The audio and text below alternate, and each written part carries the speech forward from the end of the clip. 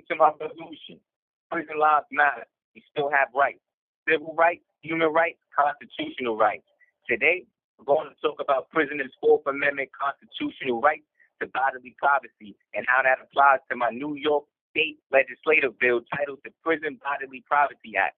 The Fourth Amendment of the United States Constitution specifically warns that the right of the people to be secure in their persons against unreasonable searches and seizures shall not be violated, but upon probable cause, supported by oath or affirmation. In the year 1979, the United States Supreme Court in Bell versus WOLFISH, 441 U.S. 520, then conducted a Fourth Amendment analysis in connection to the necessity of probable cause during prison strip searches.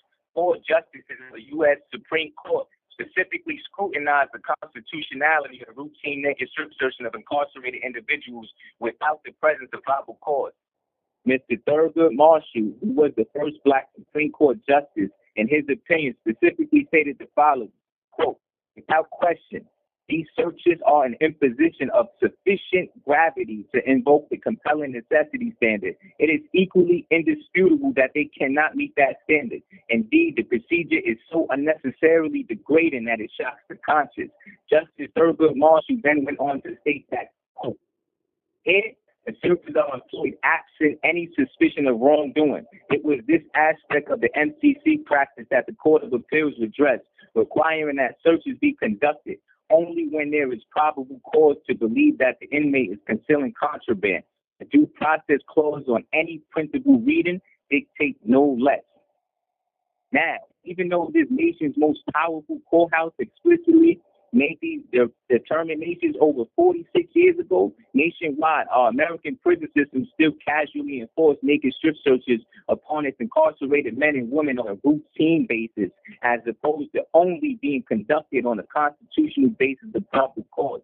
To state things clearly, what part of correctional rehabilitation is it to constantly degrade tens of thousands of men and women on a daily basis to unconstitutional naked strip searches?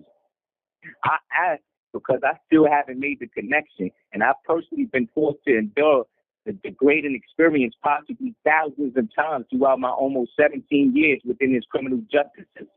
In any event, my New York State legislative bill titled the Prison Bodily Privacy Act seeks to reasonably modify existing naked strip search practices enough to meet the constitutional demands of the Fourth Amendment and its probable cause requirements in order to legally justify the invasive intrusions on a prisoner's bodily privacy.